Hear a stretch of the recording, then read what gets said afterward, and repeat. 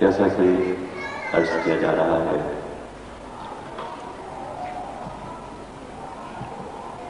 کہ مسلمانوں کے لیے یہ لمحہ فکریہ جیسے جیسے اسلام نے ترقی کی اور مسلمانوں نے اپنی حکومتیں بنائیں تو غیر اقوام ظاہر ہے کہ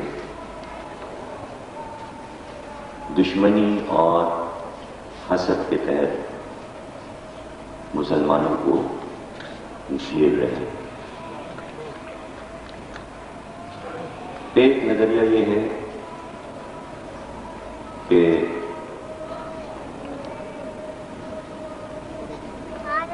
یہ غیر اقوام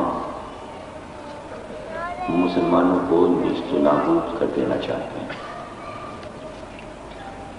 اور ایک نظریہ یہ ہے کہ یہ جو کچھ دنیا میں ہو رہا ہے یہ کفر اور ایمان کی جنگ نہیں ہے، بلکہ یہ سیاسی حالات ہیں اور مسئلہ تیل کا۔ تو جب تک کہ یہ طے نہ ہو کہ یہ معاملہ کیا ہے کھل کر، تو کوئی بھی آدمی تجزیہ کر کے یہ فیصلہ نہیں کر سکتا کہ یہ مسئلہ کیا ہے۔ خود مسلمان یہ کہہ رہے ہیں کہ یہ نہ کہیے کہ یہ اسلام اور کفر کی لڑائی ہے، اور ادھر عیسائی بھی یہ کہہ رہے ہیں کہ ہم کوئی مسلمانوں سے تھوڑی لڑ رہے ہیں اور ہماری اسلام سے کوئی لڑائی نہیں۔ تو ظاہر ہے کہ کوئی تیسری بات تو بیچ سے نکلنی ہی چاہیے تھی، تو وہ جو نکل کے آئی تو وہ یہ ہے کہ اصل میں دنیا میں دہشت گرد لوگ جو ہیں، جو انسانوں کا امن اور سکون تباہ کرنا چاہتے ہیں، یہ جنگ ان سے ہو رہی ہے۔ یہی بات مسلمان بھی کہہ رہے ہیں، یہی بات عیسائی بھی کہہ رہے ہیں، بڑے ملک بھی یہی کہہ رہے ہیں اور چھوٹے ملک بھی یہی کہہ رہے ہیں، اور وہ نظر نہیں آ رہے، یعنی جن سے جنگ کر رہے ہیں سب مل کے، وہ نظر نہیں آ رہے، وہ غیب میں ہے، غائب ہے، جیسے شیطان غیب میں۔ اب جو سامنے ہی نہیں ہے تو اس سے جنگ کیسی؟ ڈھونڈا جا رہا ہے، تلاش کے تلاش جاری، اور وہ چھپ چھپ کے نقصان پہنچا رہے ہیں، یہ کہا جا رہا ہے، ایک نظریہ ہے۔ اور بعض مسلمان یہ کہہ رہے ہیں کہ نہیں، ایسا نہیں ہے، یہ جن کو مغرب دہشت گرد کہہ رہا ہے وہ دہشت گرد نہیں ہے، بلکہ وہ اللہ کی راہ میں جہاد کر رہے ہیں، اور یہ چھاپا مار ایک طرح کی جنگ ہے۔ وہ سب بھی بڑے اچھے لوگ ہیں اور شرفا لوگ ہیں۔ اب یہ چوتھا نظریہ اس میں موجود ہے۔ تو اب ایسے میں چونکہ یہ طے ہے کہ یہ جنگ آپ کے سامنے ہے کہ اگر کسی مسلمان ملک سے بھی ہو رہی ہو تو مسلمان ملک بھی اس ملک کے ساتھ نہیں ہے، عوام جتنے ہیں وہ سب ایک ساتھ ہیں، حکومتوں میں الگ الگ اختلاف ہے۔ اس لیے کوئی بات کہتے ہوئے، لکھتے ہوئے، چونکہ فکر میں تضادات ہیں، افکار بکھرے ہوئے ہیں، اس لیے کوئی بات کوئی کہنے کو تیار نہیں ہے۔ تو ہم اخباری تجزیے اور مشہور صحافیوں کے تجزیے اور ٹیلی ویژن کا تجزیہ، اس سے ہٹ کے ہم یہ بات کر رہے ہیں کہ جو اسلام چھوڑ کے گیا بانی اسلام، وہ کیا بتا کے گیا ہے کہ کیا کیا ہوگا۔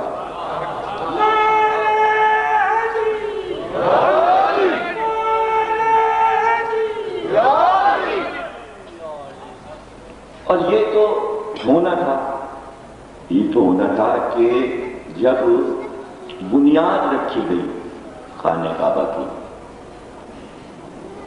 تو خانہ کعبہ کی بنیاد اللہ کا گھر بننا، بس پھر کیا تھا؟ جو بھی باطل پسند تھا وہ حق کے خلاف کمر بستہ ہو گیا۔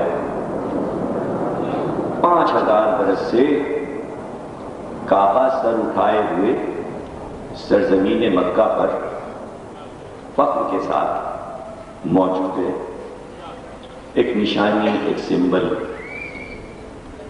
ایک مرکزیت مسلمانوں کے لیے، جو حضرت ابراہیم کی بنائی ہوئی عمارت ہے، حکم اللہ سے بنایا گیا۔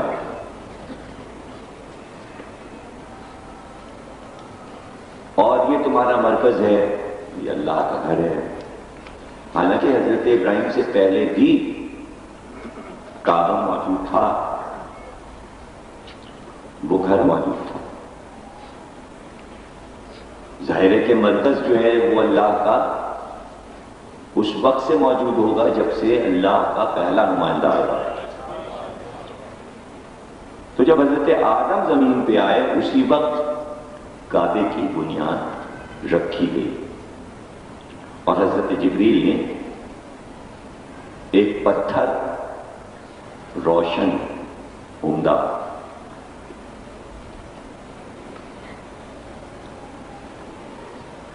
یاقوت سرخ کا دیا لا کے حضرت ابراہیم کو، اور کہا اس کو اس مقام پر نصب کر دو۔ یہ ہے زمین و آسمان کا مرکز، جہاں اللہ کا گھر بنے گا۔ تو بنیاد جو ہے وہ حضرت آدم نے رکھی، اور اس کا نقشہ جبریل نے تیار کیا۔ اب حضرت آدم کے لیے یہ جو پتھر آیا تو اس کی ضرورت کیوں پڑی؟ اس لیے کہ آدم کی جو عبادت کا طریقہ تھا جنت میں، وہ یہ تھا کہ وہاں عرش اعلیٰ پر اللہ کا ایک گھر بنا ہوا ہے، ایک مرکز، اسے کہتے ہیں بیت معمور، جو قرآن میں بھی موجود ہے۔ اس کا ذکر بیت معمور، کہ جہاں فرشتے طواف کرتے ہیں، بیت معمور کا، اور کہتے ہیں اس کے اندر ایک نور ہے، یا پہلے اس میں ایک نور تھا بیت معمور میں۔ اور مختلف روایات ہیں کہ پنجتن پاک کے نور کو جب خلق کیا گیا تو بیت معمور ہی میں اس نور کو متمکن کیا گیا، اور جب وہ نور وہاں پر آ کے ساکن ہوا تو اللہ نے فرشتوں کو حکم دیا کہ اس کا طواف کرو۔ تو پہلی عبادت جو عرش اعظم پہ بسنے والوں کی تھی وہ انوار پنجتن کے گرد طواف تھا، اور وہ بیت معمور تھا، اور آدم اس کا طواف کرتے تھے۔ جب آدم زمین پہ آئے تو سب سے زیادہ صدمہ ان کو یہ ہوا کہ ہمارا جو عبادت کا طریقہ تھا اس صحرا میں، ظاہر ہے کہ تصور کیجئے جب آدم آئے ہوں گے تو اس زمین پہ کچھ بھی نہیں تھا، اور آدم کے تصور میں بھی نہیں تھا کہ آبادی کیا، جس نے کبھی کچھ دیکھا ہی نہ ہو کہ زمین پہ مکان کیسے بنتا ہے، اور باغات کیسے لگتے ہیں، اور عمارتیں کیا چیزیں ہیں، تو وہ کیا تصور کر سکتے تھے؟ ہاں، ان کے تصور میں جنت کی سجاوٹ تھی، تو اس معیار پہ انہوں نے زمین کو دیکھا ہوگا، اور سب سے بڑھ کے بیت معمور ان کو نظر نہ آیا تو کہا پروردگار اب میں کہاں عبادت کروں، کہاں سجدہ کروں، تیری بارگاہ میں میں کہاں سر جھکاؤں، تجھے کہاں پکاروں، کہاں بیٹھوں، کہاں مصلی بناؤں، کہاں کا طواف کروں، یہاں تو کوئی جگہ ہی نہیں ہے جس کے گرد میں چکر لگاؤں، پھروں۔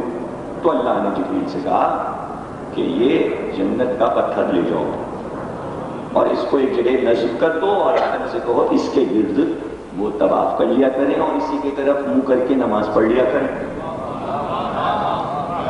یہی ان کا قبلہ قرار دیا جا رہا ہے۔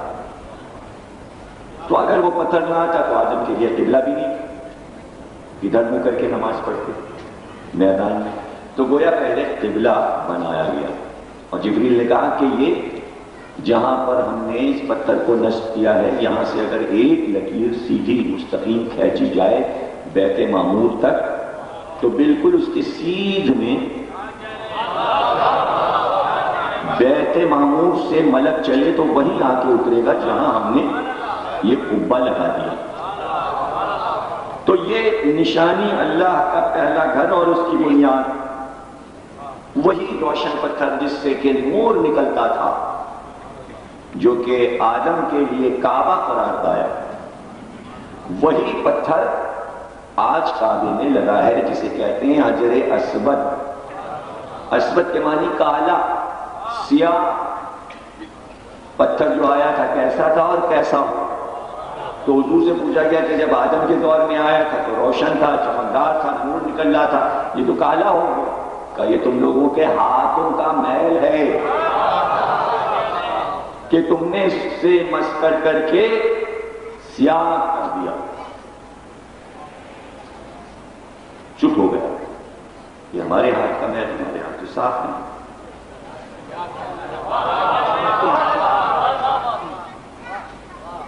ہم تو کوئلے کی کوٹری میں گئے نہیں، ہمارے ہاتھ کہاں سے کالے ہو گیا؟ آپ نے کیوں کہا؟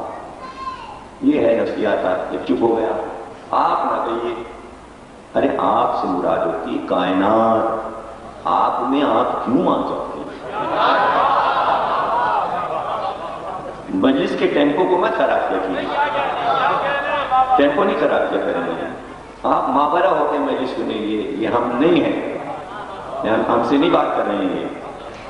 بولتے رہیے، مجلس کو آگے بڑھا کے رہیے. سمجھ رہے نا؟ تو یہ حضور نے کہا کہ تمہارے ہاتھوں کا میل، تو صاف ستھرے ہاتھ ہیں یہ ہمارے، لیکن اس میں میل ہے. اب میل کیا ہے؟ مثلا میں اس ہاتھ سے 5 روپے لے کر اور ایسے کر کے یہاں رکھوں، یہ ہو گیا صدقہ. صدقہ ہاتھ کا میل ہے. اور مجمع سے کسی سے کہوں یہ اٹھا لیجیے تو سید تو اٹھائے گا نہیں، اس لیے کہ اس پہ ہاتھ کا میل حرام ہے. تو کوئی بزرگ کہیں گے لائے مجھے میں راستے میں کسی فقیر کو دے. یعنی آپ کے ہاتھ کا وہ میل جو نہیں نظر آ رہا ہے، اس میل کو بھی اللہ نے ایک نادار کے لیے رزق قرار دیا ہے. اب اس مقابل میں معصوم کے ہاتھ کیا ہوں گے؟ تو یہاں پر بھی آپ یہ نہیں کہہ سکتے کہ حضور ہم جیسے، اس لیے کہ ہمارا ہاتھ اور ہے اور معصوم کا ہاتھ اور. معصوم کا ہاتھ وہ چاہے تو ہاتھ کے میل کو زمرد و یاقوت بنا دے. یہ قدرت کا نظام ہے، اس کے بھیجے ہوئے نمائندے ہیں. تو دنیا کو یہ دکھانے کے لیے کہ ہمارا نمائندہ کیا ہوتا ہے، اس نے سلسلہ نبوت کو قائم کیا اور اس کی خواہشات کے مطابق کہ جو تم چاہتے ہو وہ خواہش ہم پوری کریں گے، لیکن جو ہم چاہتے ہیں وہ کام تمہیں کرنا ہے. یہ ایک خدا اور بندے کے درمیان، اللہ کے ہادی کے درمیان ایک رابطہ، اس رابطے میں کبھی کمی نہیں آتی. اور جہاں ذرا سی کمی آئی پھر اس کا ایک نام پڑ جاتا ہے ترک اولا. تم سے یہ کام کہا گیا تھا کرنے کو، تم نے اس کام کو بجائے بڑھا کے کرنے کے ذرا گھٹا کے کیا، ترک اولا کو، یعنی اولا کو ترک کر دیا. یہ کوئی گناہ نہیں ہے، اس کی کوئی سزا نہیں ہے. یہ ایک ایسی صفت ہے ترک اولا کہ اگر یہ بھی لگ جائے تو پیغمبر روئے گا، لیکن یہ کوئی گناہ نہیں ہے. روئے گا اس لیے کہ اللہ ہم اس کام کو اس طرح نہ کر سکے جس طرح تو چاہتا تھا، اس بات پہ رو رہا۔ تو آدم بھی اسی بات پہ رو رہے کہ جو تو نے چاہا تھا اس کام کو ہم بڑھا کے نہ کر سکے۔ تو سزا نہیں ملی آدم کو کہ جنت سے نکالے گئے زمین پہ بھیج دیا گیا، بلکہ رتبہ بڑھایا گیا۔ یعنی انبیاء کو ترک اولا پر سزا نہیں ملا کرتی، بلکہ رتبہ بڑھا دیا جاتا۔ ہم تمہیں اپنا خلیفہ بنائے دیتے ہیں، ہم تمہیں اپنا خلیفہ بنائے۔ اب اگر خلیفہ نہ بنتے کتنے آرام سے جنت میں رہ رہے ہوتے، اس لیے کہ اسی خلافت نے ہی تو خلیفاؤں کو مصیبت میں ڈالا۔ اب آپ خود ناپ لیجئے اس بات کو، معاملے کو، کہ جنت میں رہنا آدم کے لیے اچھا تھا یا زمین پہ آ کے خلافت کرنا اچھا تھا؟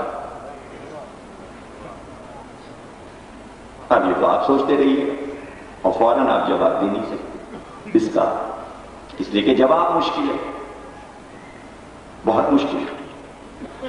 آدم کو عرش پر آ کر اس کا نائب بننا ہے اور عبادت کے فرائض جتنے سپرد ہیں ان کا حق ادا کرنا ہے۔ اب جب ترک اولا ہوتا ہے تو وہ روتا ہے، اللہ کا خاص بندہ بے پناہ روتا ہے، تو پھر جبریل آتے ہیں اور کہتے ہیں بھائی اب یہ میعاد ختم ہو گئی تمہارے رونے کی، اور اللہ نے تمہارے اس ترک اولا کو مٹا دیا، لیکن ضروری ہے کہ آخری بار ایک دعا مانگ لو تاکہ یہ سلسلہ ختم ہو جائے، لیکن اس میں تمہیں وسیلہ دینا ہوگا، بغیر وسیلے کے یہ ترک اولا کی بات ختم نہیں ہوگی۔ اور یہ آدم تم اپنی اولاد کو بتاتے رہنا کہ سب سے بڑا وسیلہ یہ ہے، انہی پنجتن کا نور جن کا تم دیکھ کے آ رہے ہو، انہی کا وسیلہ ہے۔ صلوات۔ تو آدم نے اب وہ سامنے پہاڑی ہے عرفات میں، تو لوگ اس پہ جاتے ہیں، خوب روتے ہیں۔ آج کے زمانے میں کہ یہاں آدم کی دعا قبول ہوئی، یہاں پہ آدم روئے۔ کئی مقامات حج میں ایسے آتے ہیں کہ لوگ خوب روتے ہیں۔ ایک تو مینا پہ خوب روتے ہیں، صفا مروہ کے درمیان سعی کرنے کے بعد روتے ہیں، پھر کعبے کی طواف کرنے میں روتے ہیں، حاجی لوگ اور پھر یہ کوہ رحمت پہ روتے ہیں، خوب روتے ہیں۔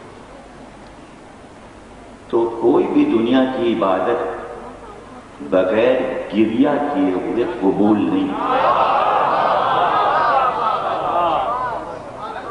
یہ تو اب بھول ہی جائیں مسلمان کہ رونے پہ کبھی اعتراض ہوگا، یہ سب بیکار باتیں، اس نے اب کچھ نہیں رکھا۔ حدیث موجود ہے تلاوت کرنے میں اس تلاوت کا شرف زیادہ ہے جو روتے ہوئے کی جائے، یہ بھی حدیث موجود ہے۔ وہ عبادت، وہ نماز جلدی قبول ہوتی ہے جس میں گریہ ہو، رقت ہو، اور اللہ کی بارگاہ میں وہ دعا جو گڑ گڑا کر کی جائے۔ گڑ گڑانا جو ہے وہ رونا، تو وہ دعا جلدی قبول ہوتی، یعنی اللہ کو آنسو پسند ہے۔ تو آدم طواف بھی کرتے جاتے تھے اور روتے بھی جاتے تھے۔ صفا اور مروہ یہ وہ دو پہاڑیاں ہیں کہ ایک پر آدم اترے اور ایک پر حوا۔ مرہ جو ہے وہ عورت کو کہتے ہیں، اور صفا اس لیے کہتے ہیں کہ آدم کا خطاب تھا صفی اللہ، تو اس کا نام صفا ہو گیا، وہ پہاڑی حوا کے نام سے منسوب ہو گئی۔ تو نشانیاں تو پہلے سے موجود تھی، ان کو زندہ کرنا تھا، ان کو جلانا تھا۔ بیچ میں ایک بحرانی کیفیت ہوئی تھی، طوفان نوح آ گیا تھا، تو سب بہہ گیا، تو اس میں اللہ نے حکم دیا تھا کہ اس سے پہلے کہ یہ پتھر بھی بہہ جائے، جسے حجر اسود کہتے ہیں، اینو، اس کو اٹھا کے کشتی میں رکھ لو، اور جب پانی خشک ہو جائے پھر واپس آنا اور یہاں اسی مقام پہ اس کو نصب کر کے طواف کرنا۔ تو ابھی جہاں نشانی نہیں ہے، کعبہ نہیں بنا، وہاں بھی انبیاء نے طواف کیا، پہاڑیاں موجود ہیں، پاکیزہ جگہ ہے۔ تو یہ تصور میں رکھیے کہ ابراہیم ایسے بھٹکتے ہوئے صحرا میں، وادی میں نہیں آ رہا۔ قرآن میں یہ ہے کہ ہاجرہ و اسماعیل کو وہاں لے جا کے بسائیے۔ تو اب قرآن نے پورا نقشہ نہیں بتایا، بلکہ قرآن نے جو کہا ہے کہ وہاں لے جائیے، تو ابراہیم کو معلوم ہے کہ وہاں کیوں لے جایا جا رہا ہے، اس لیے کہ وہی جگہ اللہ کو پسند ہے اور اس نے اپنے لیے انتخاب کیا ہے۔ وہاں اللہ اپنا ہیڈ کوارٹر، اپنا مرکز بنانا چاہتا ہے، جو کہ پہلے سے بنا ہوا ہے۔ اب ابراہیم کے سپرد یہ کام تھا کہ یہاں پر اس نقشے کا گھر بنائیں، سادہ سا 4 دیواریں، چوکور گھر، عربی میں کا عین بے، کا کہتے ہیں چوکور، سمجھ گئے نا؟ کعبے کے معنی ہے کعبہ، یعنی چوکور، جو کہ اب وہ چوکور نہیں ہے، ایک طرف سے ذرا سا ترچھا، ایک دیوار ذرا سی چھوٹی ہے، چاروں دیواریں برابر نہیں، چاروں فاصلے برابر نہیں، ایک طرف سے لمبا ہے ذرا سا اور ایک طرف سے چوڑا ہے۔ اس کی وجہ یہ ہوئی کہ جب سیلاب آیا کعبے میں اور کعبہ بہہ گیا، ٹوٹ گیا، تو دوبارہ پھر مکے والوں نے چندہ کر کے اور سامان خریدا، اور وہ سامان سارا باہر سے آیا۔ زیادہ تر سامان وہ قافلے جو ہندوستان سے عرب جاتے تھے بانس لکڑی وغیرہ بیچنے، ان کا انتظار کیا گیا اور ان کے مال سے خرید کر لکڑی جمع کی گئی۔ ظاہر ہے کہ خصوصی لکڑی عرب میں کھجور کی ہوتی تھی، تو وہ اندر سے بالکل کھول ہوتا ہے، تو وہ تو زیادہ وزن نہیں برداشت کر سکتی تھی۔ اور یہاں کی لکڑی کا کیا کہنا ہے، ادھر کا شیشم اور یہ اور وہ مضبوط لکڑی، مجھے تو چنوٹ کا تو آپ نے دیکھا ہوگا نا سامان کتنا مضبوط ہوتا ہے، رہتے لوگ کراچی میں، مضبوط اگر لکڑی کا فرنیچر بنا تو وہاں سے بنتا ہے نا، یعنی مضبوط لکڑی، جھاؤ ہے، شیشم ہے، برگد ہے، تو وہ لکڑی آئی، پھر اینٹیں بنی۔ اب جو چندہ ہوا تو وہ سب سامان خریدنے میں پیسہ کم پڑ گیا، پیسہ کم پڑ گیا، سامان بھی کم پڑ گیا، تو ایک طرف کا پورشن چھوڑنا پڑا، اور سب نے مشورہ کیا کہ ہماری آنے والی اولاد جب پیسہ ہوگا تو یہ اس کو بنا کے کعبے میں ملا لے۔ اب ظاہر ہے اس وقت نہ قرآن ہے، نہ وحی آ رہی ہے، نہ اسلام ہے، مشورہ اور رائے ان کی تھی۔ وہ یہ ادھورا کام چھوڑ گئے، وہ سب بیچارے عرب کے ایام جاہلیت کے لوگ، ان کا بنایا ہوا معاملہ مشورے سے۔ اگر صرف سارا کام بنی ہاشم کو کرنا ہوتا تو کبھی کبھی جو شورا اور چندے کا کام ہوتا ہے وہ ادھورا ہی رہ جاتا مشوروں سے، اور کوئی ایک کرے۔ دیکھیے ابراہیم اور اسماعیل نے مل کے بنایا تو اس وقت بنا لیا۔ تو مسئلہ چندہ اور یہ تو سب ذیلی باتیں تھی، اصل مسئلہ یہ تھا کہ جب وہ ٹوٹ گیا تو پھر اسی پتھر کا مسئلہ آیا، جو اس کا مرکزی پتھر ہے، جو اس کا نشان تھا، جو اس کی بنیاد تھا، جسے حجر اسود کہتے ہیں۔ اب اس کو نصب کرنا تھا۔ نصب کون کرے؟ تو جو قبیلہ نصب کرے تو دوسرا قبیلہ اس کا دشمن ہو جائے، اور ہر ایک کو یہ دعویٰ کہ یہ پتھر ہم نصب کریں گے۔ اس فخر کو ہر قبیلہ لینا چاہتا ہے۔ آخر میں یہ مشورہ ہوا کہ کل صبح خانہ کعبہ میں طواف کرنے کے لیے جو شخص سب سے پہلے آئے وہ جب آئے تو اس سے یہ پتھر نصب کروا لیا جائے۔ سب چاروں طرف بیٹھ گئے یہ دیکھنے کے لیے کہ سب سے پہلے کون سا آدمی کعبے میں صبح کو داخل ہوتا ہے طواف کے لیے۔ سب نے دیکھا کہ کعبے میں پہلا آدمی جو داخل ہوا وہ ہمارے آپ کے حضور سرکار دو عالم حضرت محمد مصطفیٰ۔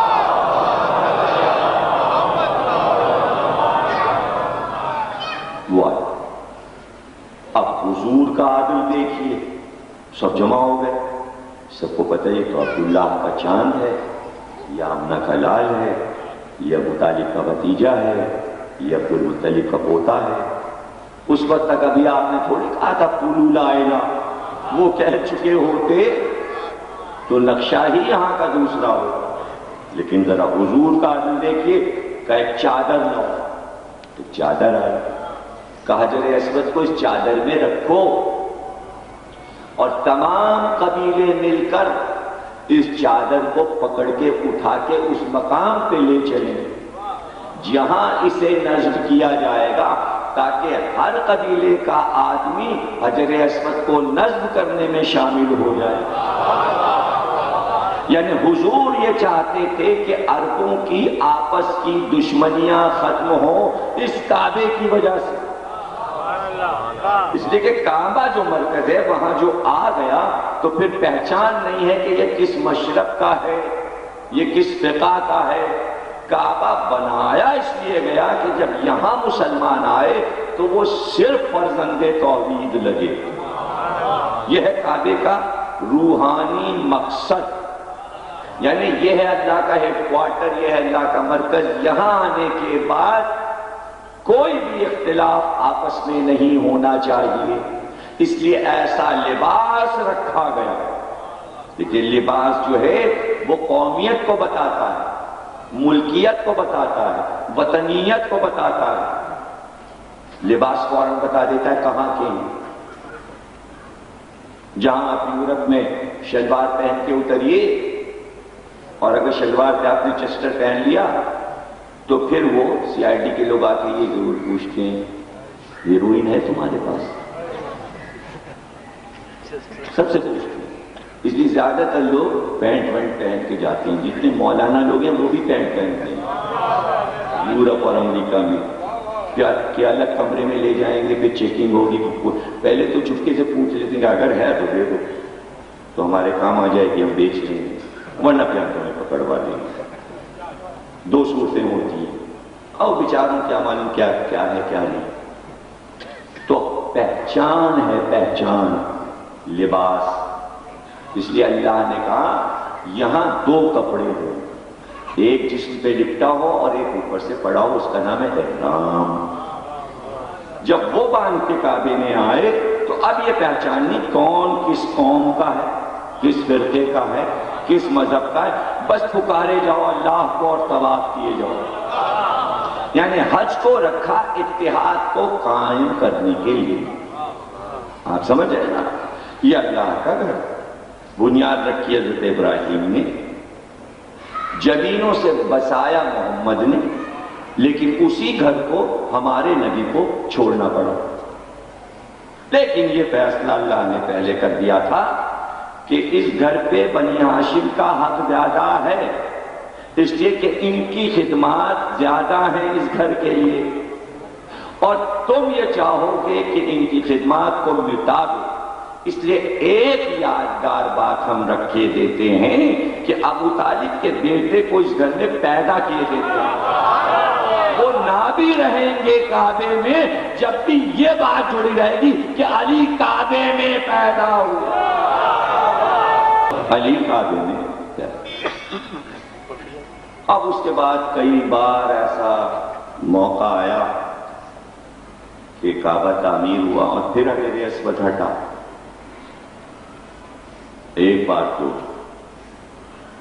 5ویں امام کے دور میں ہوا اور انہوں نے نصب کیا، انہی کا ہاتھ لگا، اور ایک بار اور چرا لیا گیا حجر اسود۔ یمنی لوگوں نے حملہ کیا اور کعبے پہ اور اس کو لے گئے اکھاڑ کے اور وہاں یمن میں ایک کعبہ بنا کے اس میں لگا دیا اور وہیں اپنا طواف کرنے لگے. پھر دوبارہ وہ مجھے چھینا گیا حجر اسود اور آیا تو اس وقت کے عالم نے یہ کہا کہ یہی موقع ہے کہ اپنے امام زمانہ کو جو لوگ دیکھنا چاہتے ہیں وہ کعبے پہنچ جائیں. سوائے امام کے کوئی نصب نہیں کر سکتا. صلوات پڑھیے گا.